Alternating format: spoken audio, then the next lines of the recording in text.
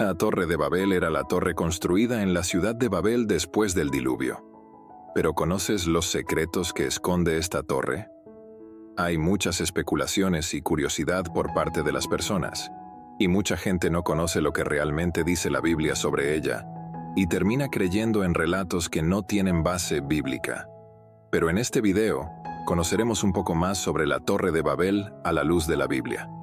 Además, la expresión Torre de Babel no aparece en el Antiguo Testamento, pero es el nombre popularmente adoptado para referirse a la torre de la ciudad de Babel.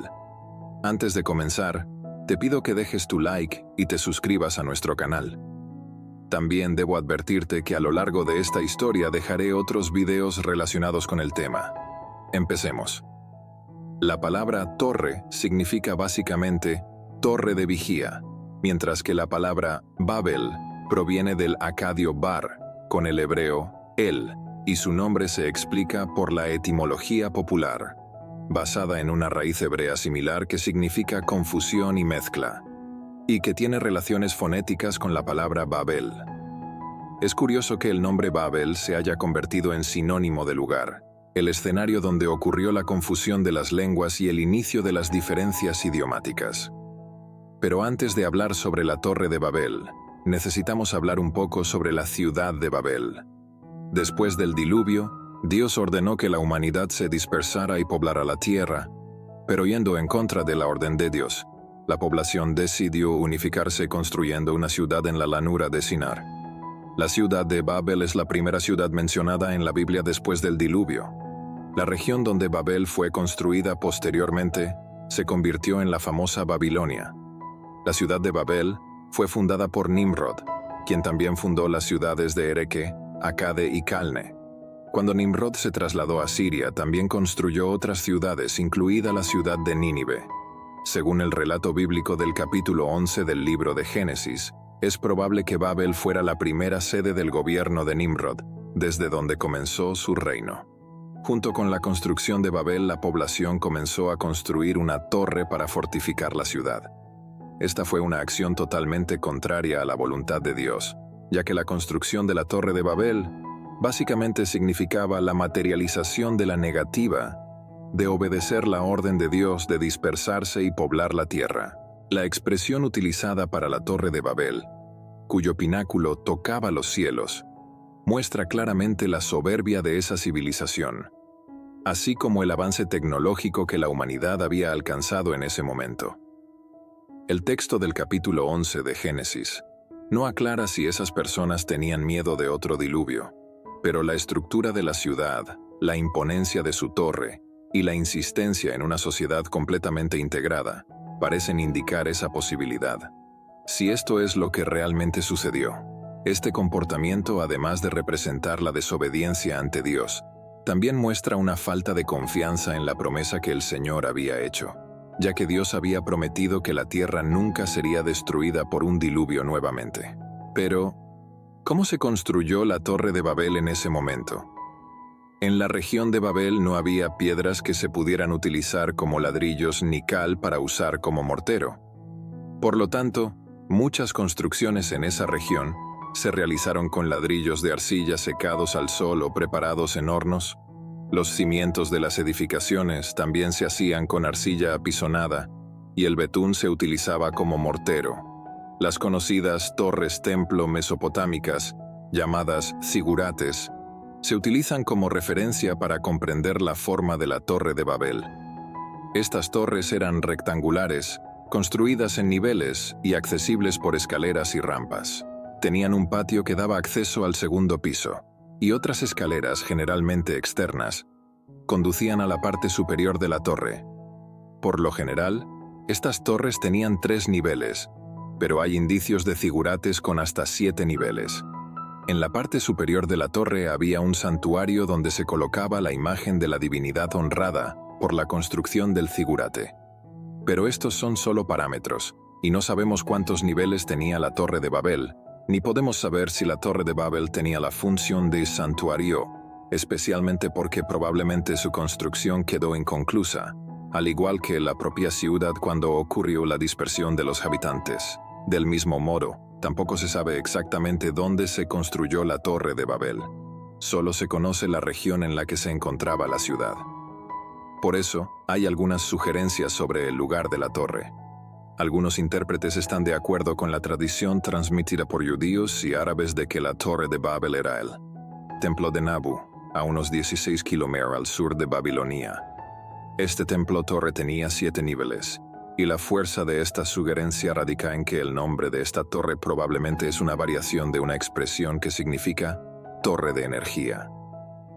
La segunda sugerencia sostiene que la Torre de Babel estaba ubicada en la ciudad de Babilonia y se conocía como Etemenanki, cuyo nombre significa la casa de los cimientos del cielo y la tierra.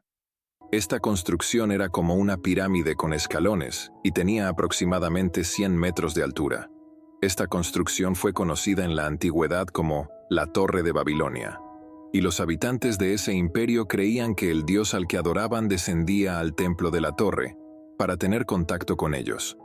Posteriormente, esta torre fue destruida por Jerjes, y es probable que los habitantes de la región la hayan retirado, dejando solo un gran cráter en su lugar. Otros estudiosos argumentan que la Torre de Babel estaba al oeste de Bagdad, en Irak, pero esta posibilidad no se considera mucho, especialmente debido a que la ciudad en esa región se modificó solo en el año 1400 AC.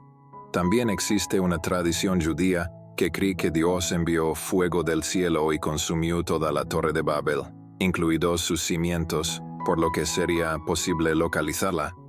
También existe otra tradición que afirma que la Torre de Babel pudo haber sido derribada por la fuerza del viento y que no quedó nada de ella. Pero por un lado, no sabemos exactamente dónde estaba la Torre de Babel. Por otro lado, es posible conocer la información principal sobre ella. Tanto la ciudad de Babel como su torre representan de manera concreta la ambición humana desde tiempos remotos. La Torre de Babel es un claro ejemplo de la insistencia humana en desobedecer las órdenes del Señor. Y el mensaje bíblico más importante sobre la Torre de Babel se refiere al juicio de Dios que cayó sobre ese pueblo, lo que provocó la confusión de las lenguas y dio inicio a la dispersión geográfica de la humanidad y al surgimiento de diversas culturas y variedades idiomáticas. En el capítulo 11 del libro de Génesis, versículo 5, se puede notar un elemento antropomórfico en la bajada de Dios para ver la ciudad y la torre que los hombres estaban construyendo en Babel. Y en el capítulo 11, versículo 6, Dios deja claro que eso era solo el comienzo y que la ambición del hombre no respetaría más límites en sus planes y proyectos. Dios trajo entonces un juicio sobre ese pueblo y los dispersó por toda la tierra. También hay un debate sobre si la confusión de las lenguas fue un evento global o local. Algunos eruditos argumentan que este evento ocurrió solo en la historia semita, por lo que entienden que el capítulo 11 pertenece a una sección del libro de Génesis dedicada a Anita. Por lo tanto, la confusión de las lenguas habría dado lugar a diferentes dialectos solo entre los semitas. Pero esta interpretación es muy cuestionada. La interpretación más aceptada del capítulo 11 de Génesis es que la confusión de las lenguas tuvo un impacto global. Esto significa que la humanidad estaba concentrada en Babel, por lo que antes de eso, todos hablaban el mismo idioma, lo que parece claro a la luz de los versículos 1 y 6 del capítulo 11 del libro de Génesis. Entonces, es posible que el autor de Génesis haya utilizado un método de organización y construcción de texto, en el que la primera parte del capítulo dice precede cronológicamente al capítulo T. Esto significa que en el capítulo 10 se enfatiza la descendencia de Noé y las divisiones geográficas, mientras que en el capítulo 11 se muestra cómo ocurrieron esas divisiones con la dispersión de la raza humana. Finalmente, muchas personas intentan especular sobre cuál era el idioma hablado antes de la confusión de las lenguas en Babel. Pero esta es otra pregunta sin respuesta. De hecho, no se sabe cuál era el idioma original antes de la confusión de las lenguas en la Torre de Babel. Algunos estudiosos incluso sugieren que era el hebreo, pero no hay fundamentos para respaldar esta posibilidad, especialmente porque el propio idioma hebreo se originó a partir de otros dialectos. Y eso es todo lo que realmente se sabe sobre la Torre de Babel. Y si aún no te has suscrito a nuestro canal, suscríbete ahora y activa todas las notificaciones para no perderte más videos por aquí. Déjanos tu comentario sobre esta explicación y si te ha gustado. Hasta mañana.